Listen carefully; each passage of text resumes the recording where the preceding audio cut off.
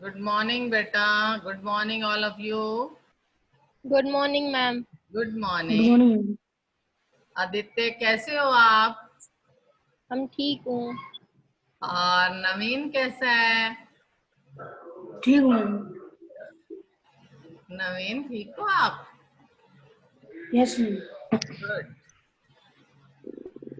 आयुष कैसा है? आयुष ठीक हूँ मैम। गुड. दीपांशु कैसे हो बेटा? दीपांशु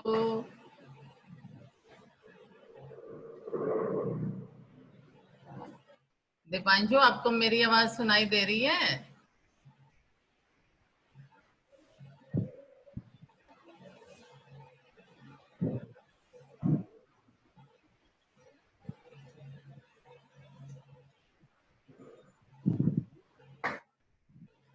आपने सब ब्रेकफास्ट कर लिया अपना?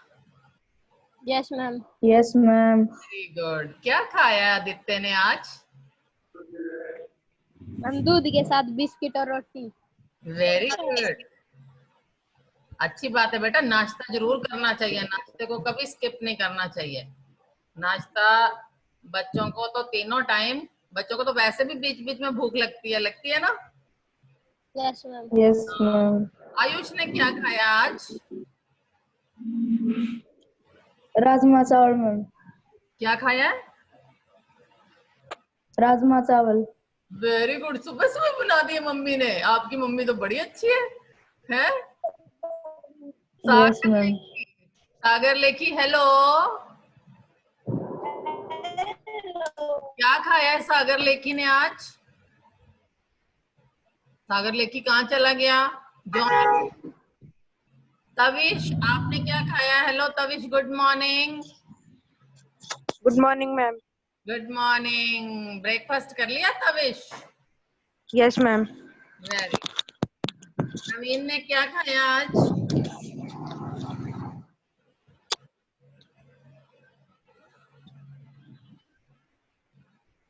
बोलिए नवीन. आपने ब्रेकफास्ट नहीं किया आज?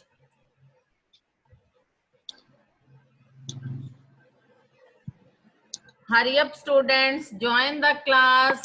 I will start class from a story. Hurry up.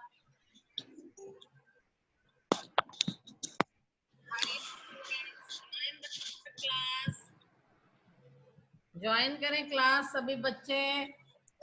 अपने अपने फ्रेंड्स को कहो कि ज्वाइन करें क्लास. फिर मैं सबसे पहले आपको एक अच्छी सी स्टोरी सुनाऊंगी. बाद में लेसन पढ़ाऊंगी. ठीक है? बोलो.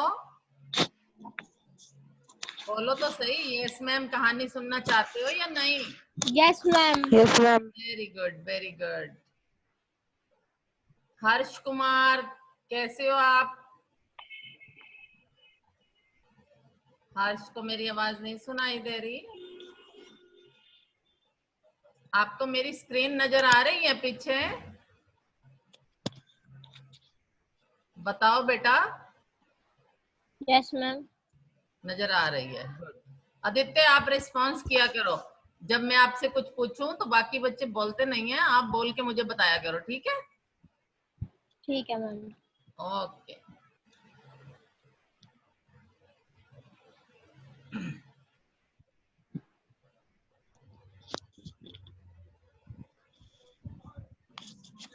सागर Lekhi how are you? Sagar Lekhi कैसे हो आप?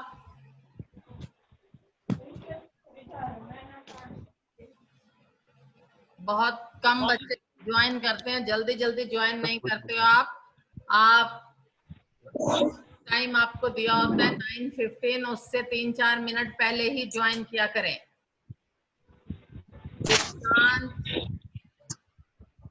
Kunal. Yes ma'am. Yes. Hello. Good morning बोला करो बेटा. Good morning.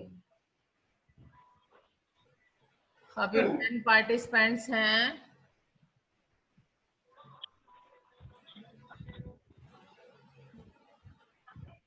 कुणाल ने नाश्ता कर लिया? ब्रेकफास्ट कर लिया कुणाल आपने?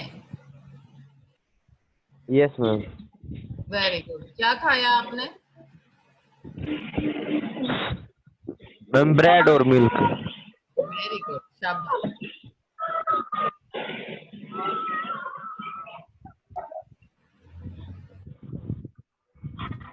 अभी बच्चे कम ज्वाइन किए हैं, 2 मिनट और दीजिए बेटा, फिर मैं आपको एक सबसे पहले एक स्टोरी सुनाऊंगी। सबसे पहले आपको स्टोरी स्टोरी सुनाओ, ये तो कर लो।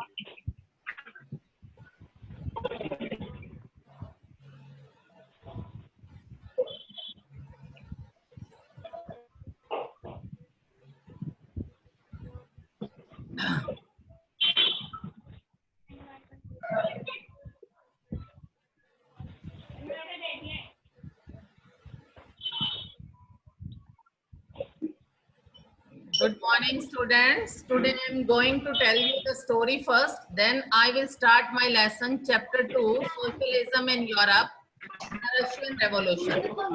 ये हिस्ट्री का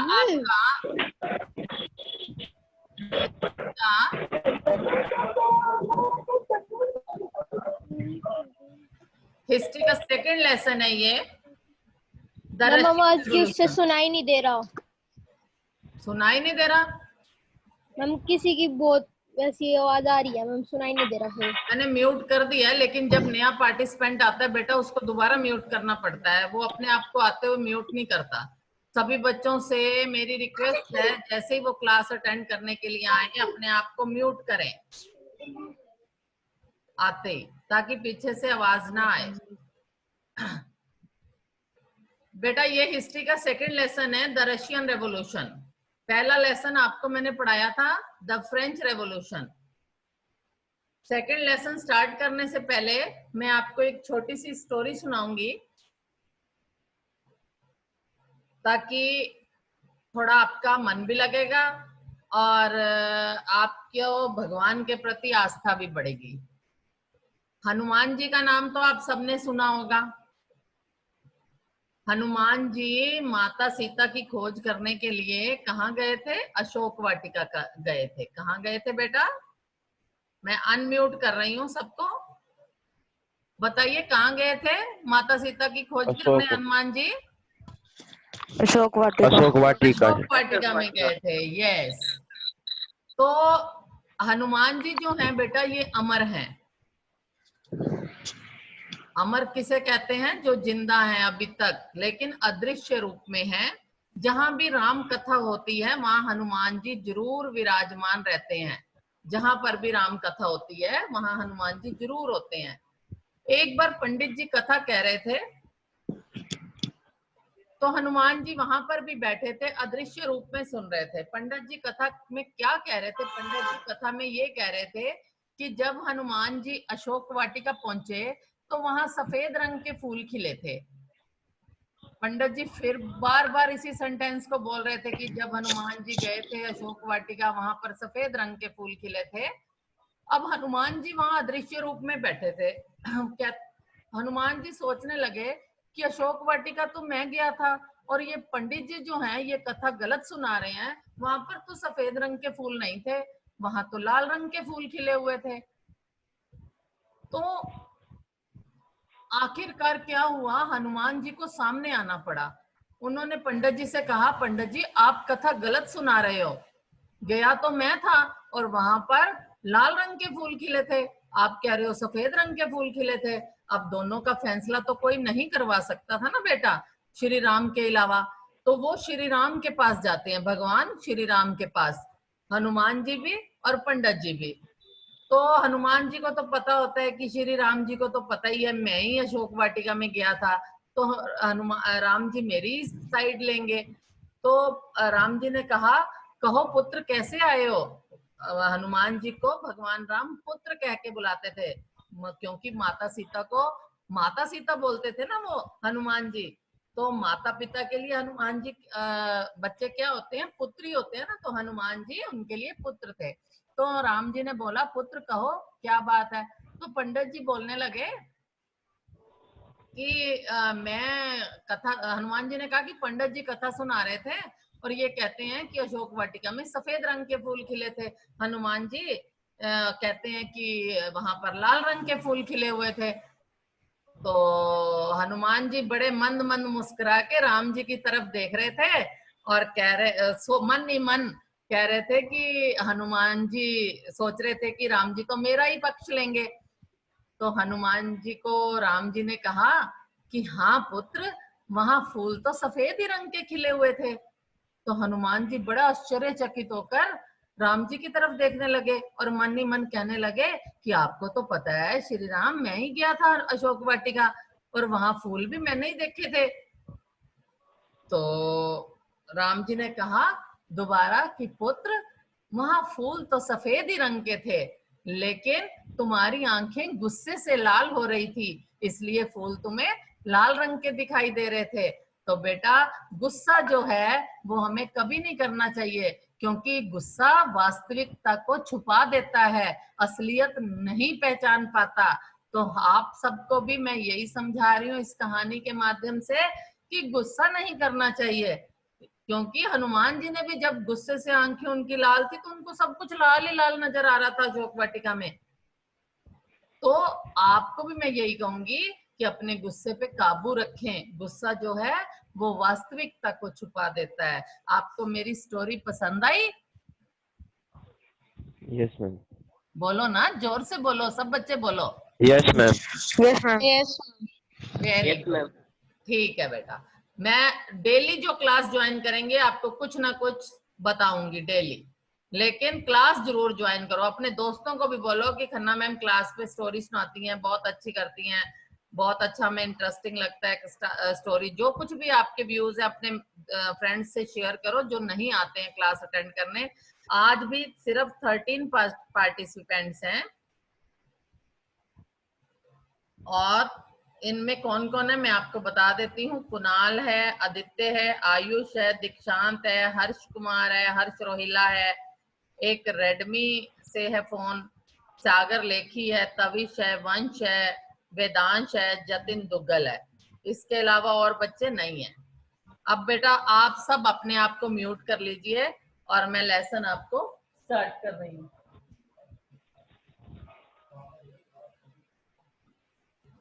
बेटा जो क्लास अटेंड नहीं करेंगे फिर मैं पर्सनली फोन करूंगी उनके घर में, फिर उनके पेरेंट्स को कहूंगी कि आपके बच्चे क्यों क्लास अटेंड नहीं कर रहे हैं। तो इसलिए आप सभी क्लास अटेंड कीजिए। अब है lesson number 2, socialism in Europe, the Russian revolution. Russian, रूस की क्रांति, यानी कि रशियन रेवोल्यूशन। आपने फ्रेंच की क्रांति पहले पढ़ा है, फ्रांस की। तो ये मैं एक समरी बना लेती हूँ लेसन की, उससे आपको लेसन समझाती हूँ ताकि आपको जल्दी समझ आ जाए। The French revolution inspired the European and Asian Nations. कहते रशियन रेवोल्यूशन कैसे हुई थी? फ्रांस की रेवोल्यूशन ने इंस्पायर कर दिया था यूरोपियन और एशियन नेशंस को। New ideas of individual rights emerged in the different societies. अलग अलग समाज में नए नए आइडियाज पनप रहे थे। European societies were divided into 2 groups, conservatives and liberals.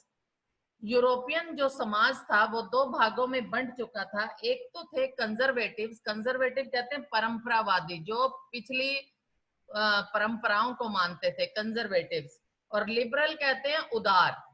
तो 2 भागों में यूरोपियन समाज बंटा हुआ था, एक था कंजर्वेटिव्स, दूसरे थे liberals. Liberal wanted a nation accepting all religion. ये जो लिबरल थे ना बेटा, ये ऐसा नेशन चाहते थे कि जिसमें सभी धर्मों को एक्सेप्ट किया जाए। Radicals believed in majoritarianism. Radical क्या होते हैं बेटा? रेडिकल होते हैं उग्र। रेडिकल किसे कहते हैं बेटे? रेडिकल बोलते हैं उग्र को।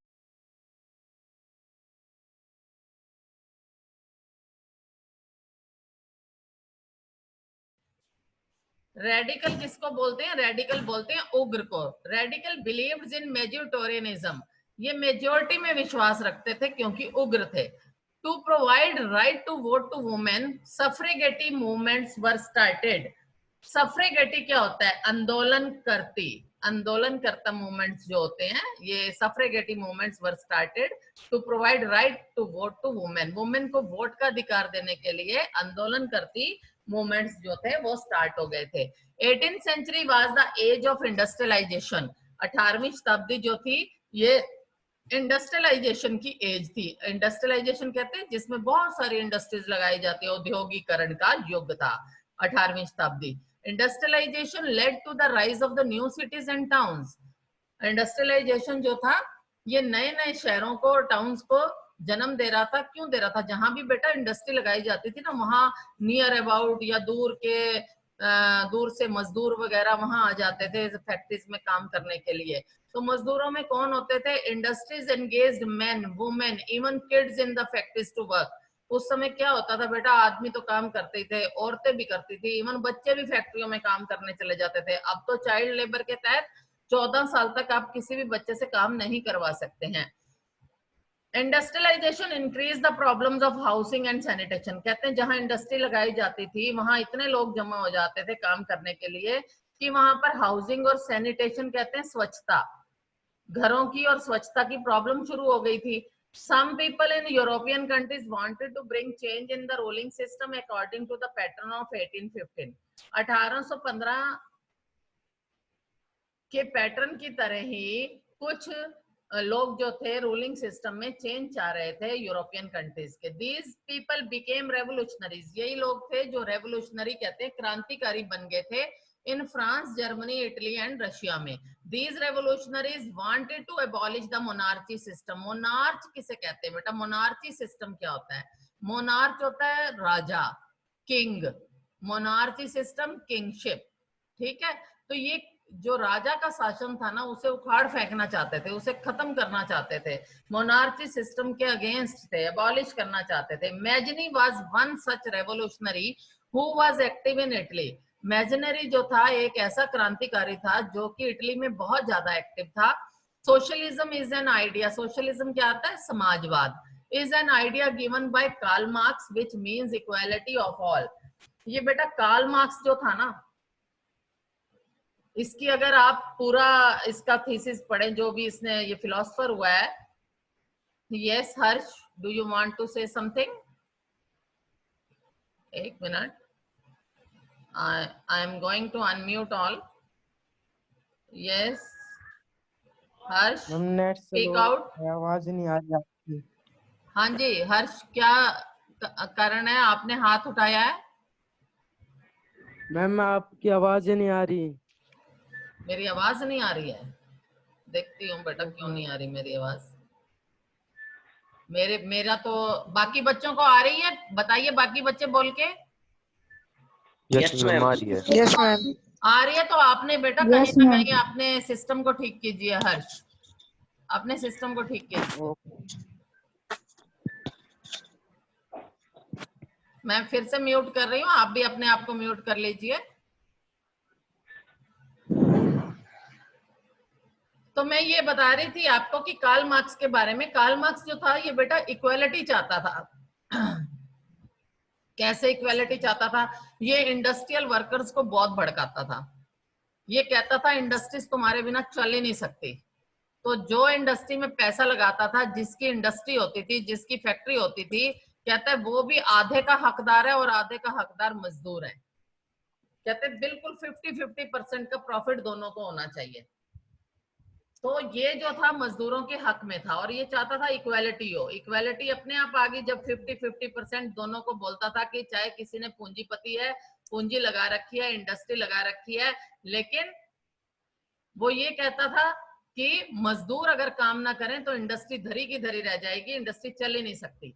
तो इसलिए वो कहता था इक्वालिटी होनी चाहिए सभी के लिए। Socialism was against private property. बेटा समाजवाद जो भी होता है, सोशलिज्म, ये प्राइवेट प्रॉपर्टी के अगेंस्ट होता है कि प्राइवेट प्रॉपर्टी कुछ नहीं है, जो भी प्रॉपर्टी है वो सारे देश की है, सबकी है। Robert Owen tried to build a cooperative community named Harmony. यहाँ पर छुप गया है, आप बाद में देख लेना। New harmony in Indiana. क्या है ये? New harmony in Indiana. ये देखिए, अब मैं आपकी स्क्रीन पे ला रही हूँ इसको। New harmony in Indiana. Robert Owen tried to build a cooperative community. इसने कोशिश की थी कोऑपरेटिव कम्युनिटी बनाने की, इसने नाम भी रख दिया था न्यू हार्मनी इन इंडाना।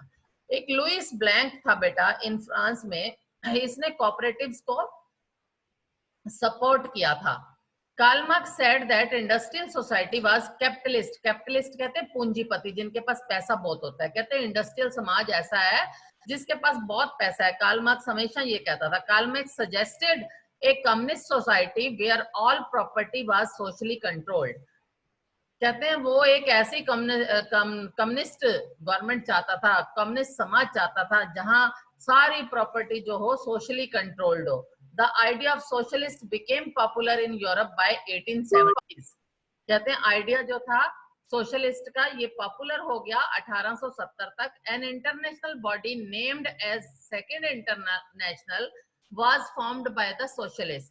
कहते हैं एक इंटरनेशनल बॉडी जिसका नाम सेकंड इंटरनेशनल था, ये सोशलिस्ट ने फॉर्म कर दी। Workers formed union in England and Germany. Workers ने एक यूनियंस बना ली थी अपनी, इंग्लैंड में भी और जर्मनी में भी। कार्ल मार्क्स ऐसे ही आइडियाज देता था वर्कर्स को। बेटा वो कहता था कि तुम अपनी यूनियंस बनाओ। इंग्लैंड और जर्मनी में उन्होंने यूनियंस बनाओ। कौन बोल रहा है? ये अपने आप को म्यूट करे। जो बच्चा बाद में आता है वो अपने आप को म्यूट करे। तो Social Democratic Party in Germany supported this union. Social Democratic Party जो जर्मनी में थी उन्होंने वर्कर्स की यूनियन को सपोर्ट किया। Labour Party was formed in Britain by socialist. एक लेबर पार्टी बनाई गई ब्रिटेन में, ये सोशलिस्ट ने बनाई थी। In Russia socialist through the rule of tsar by the revolution of 1917।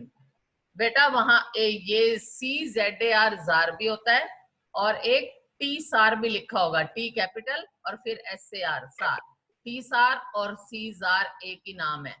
तो इन रशिया सोशलिस्ट, रशिया में सोशलिस्ट जो थे उन्होंने जार के शासन को उठा दिया था, खत्म कर दिया था, फेंक दिया था bye the revolution of 1970s। 1917 में जो रशिया में क्रांति हुई थी उससे उन्होंने जार के सेशन को उखाड़ के फेंक दिया था, शासन को।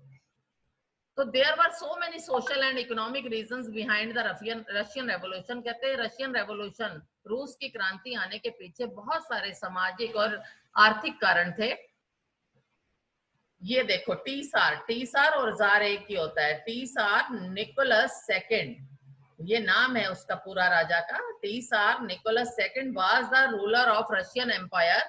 ये रशियन एम्पायर का रूलर था। There were so many nationalities residing in the Russian Empire. बहुत सारी नेशनलिटीज रहती थी रशियन एम्पायर में। The main religion in the Russian Empire was Russian Orthodox Christianity.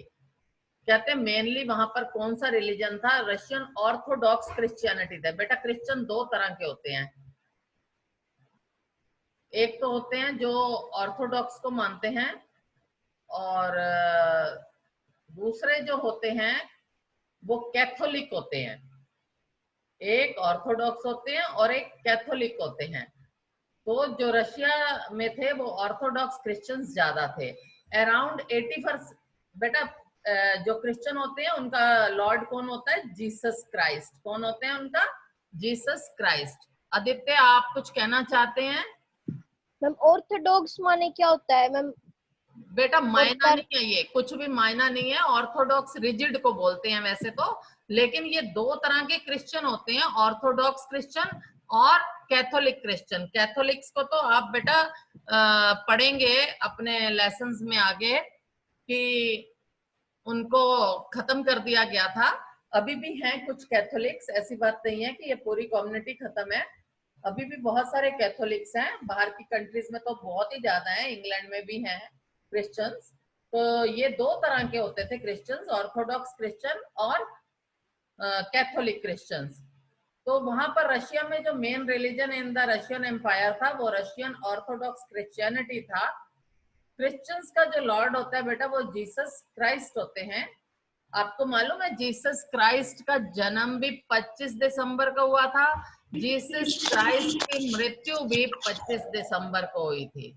तो कुछ जो ये दो तरह के क्रिश्चियन हैं, एक तरह के क्रिश्चियन तो 25 दिसंबर को उनका जन्म दिवस मनाते हैं और दूसरी तरह के क्रिश्चियंस जो हैं वो उनका मृत्यु दिवस 25 दिसंबर को मनाते हैं। तो जीसस क्राइस्ट जो लॉर्ड थे इनके 25 दिसंबर को ही उनका जन्म दिवस था, 25 दिसंबर को ही उनका मृत्यु दिवस था।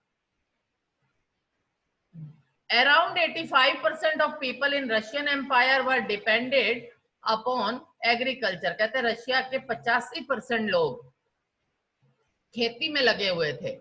Saint Petersburg and Moscow were the two main industrial cities of Russia. Russia में दो ही इंडस्ट्रियल सिटीज थी, वो कौन से थे? सेंट पीटर्सबर्ग और मॉस्को।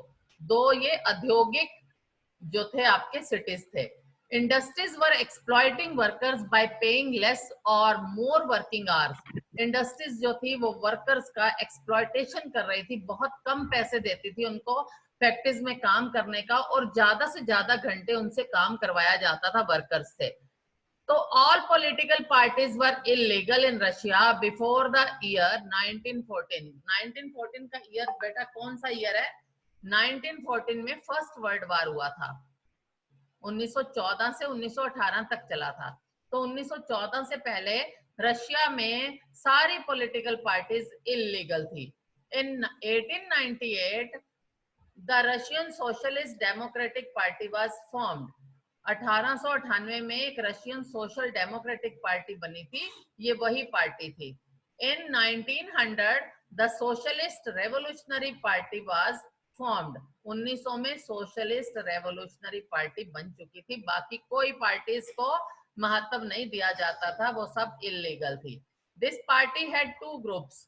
इस पार्टी के दो ग्रुप्स थे। किस पार्टी के? सोशलिस्ट रेवोल्यूशनरी पार्टी के दो ग्रुप्स थे। कौन से दो ग्रुप्स थे? एक बोल्शेविक्स था, एक मेंशेविक्स था। तो the event of 1905 was full dress rehearsal for the revolution of 1917। आपसे कोई पूछे जाए कि रशिया की क्रांति कब हुई थी, आपको पता है 1917 में हुई थी, 1917 में हुई थी रशिया की क्रांति। तो 1905 में फिर क्या हुआ था? 1905 में फुल ड्रेस रिहर्सल हो गई थी कि हाँ क्रांति होनी है। जैसे आपके स्कूल में एनुअल फंक्शन होता है, एनुअल फंक्शन से पहले एक दिन रखा जाता है कि हम फंक्शन के सारे आइटम करके देख लें कि हमारे जो आइटम हैं वो ठीक हैं। तो सारी ड्रेसेस वगैरह पहन के हम वो आइटम करते हैं एनुअल फंक्शन के, तो वो क्या है हमारे, वो फुल ड्रेस रिहर्सल होती है। तो 1905 में फुल ड्रेस रिहर्सल होती है। बेटा जो बच्चे ने अपने आप को म्यूट नहीं किया वो म्यूट करें।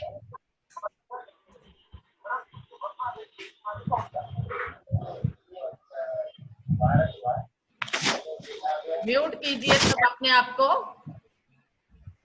The first world war broke out in 1914। 1914 में पहला वर्ल्ड वार हुआ था। Russia joined the war without any preparation. Russia ने कोई तैयारी नहीं की थी और ये युद्ध ज्वाइन कर लिया था 1914 का। There were 7 million casualties by 1917।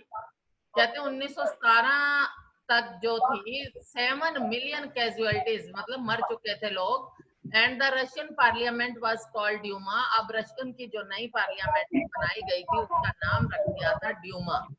February revolution हुई थी 1917 में। दो रेवोल्यूशन हुई थी 1917 में बेटा, एक फरवरी के मंथ में हुई थी, एक अक्टूबर के मंथ में हुई थी। तो February revolution of 1917 force the tsar to abdicate the throne and provisional government was formed on democratic basis. 1917 में फरवरी रेवोल्यूशन में जार को ये कह दिया गया था अपना सिंहासन छोड़ दे भाई, और डेमोक्रेटिक बेसिस पर एक गवर्नमेंट, प्रोविजनल गवर्नमेंट फॉर्म कर ली गई थी।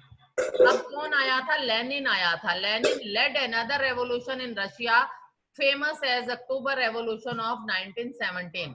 अब लेनिन आया था, लेनिन ने अक्टूबर की रेवोल्यूशन करी 1917 की। लेनिन बेटा जो था एक बहुत इंटेलिजेंट पर्सन जिसको कहते हैं, इतना ब्रेन था लेनिन में कि शायद ही किसी में हो। आज भी रशिया में लेनिन की बॉडी को प्रिजर्व करके रखा हुआ है केमिकल्स में। वो साइंटिस्ट चाहते हैं कि हम दूसरा लेनिन खड़ा कर दें, एक इसमें से क्लोन बना के खड़ा कर दें, एक कण ले लें, जैसे कहते हैं ना कण कण में भगवान बसता है, तो वो चाहते हैं कि इसका एक कण बॉडी का हमें मिल जाए और हम इसका कलोन बना दें। कलोन कहते हैं सेम का सेम लेनिन खड़ा कर देना, सेम उसमें फीचर्स आएंगे लेनिन वाले, सेम ब्रेन आएगा, सेम सब कुछ आएगा।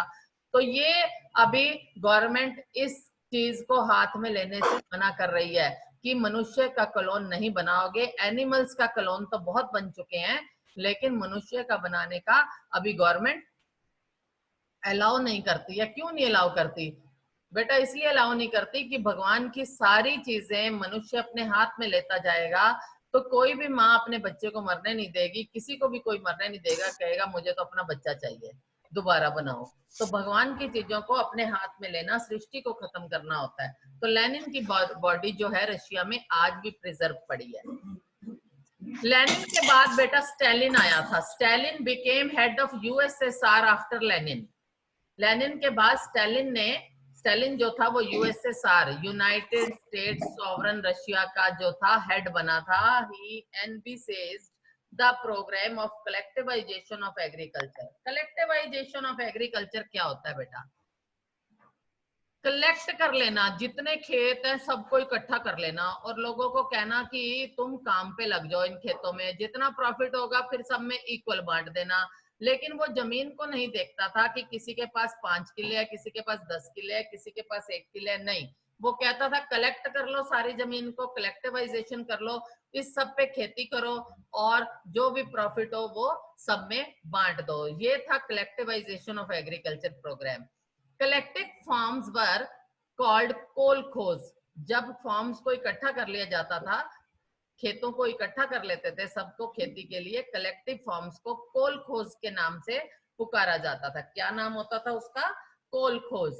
The Russian revolution of 1917 made a deep impact on Russia and the world. Russian revolution ने रशिया और पूरे संसार पे बहुत बड़ा इम्पैक्ट, बहुत गहरा इम्पैक्ट छोड़ दिया था। The revolution inspired many other countries to adopt the idea of socialism.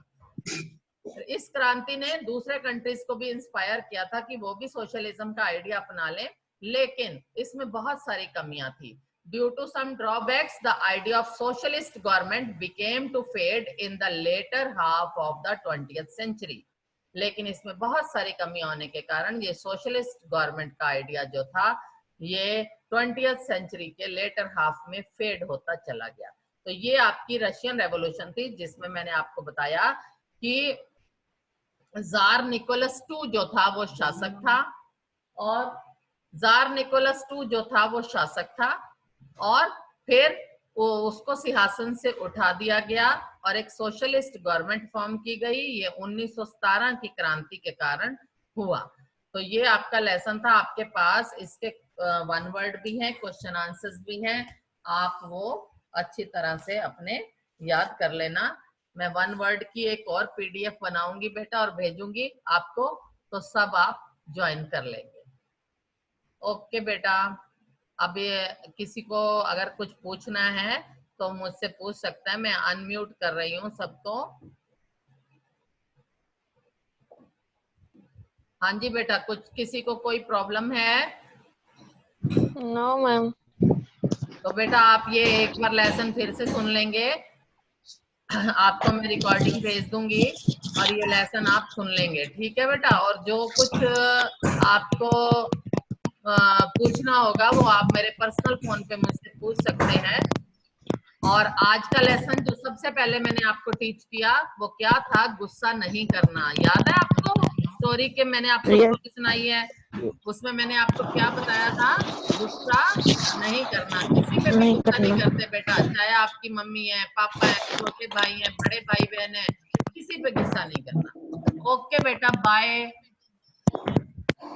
Bye बेटा, बाय बाय बाय मैम।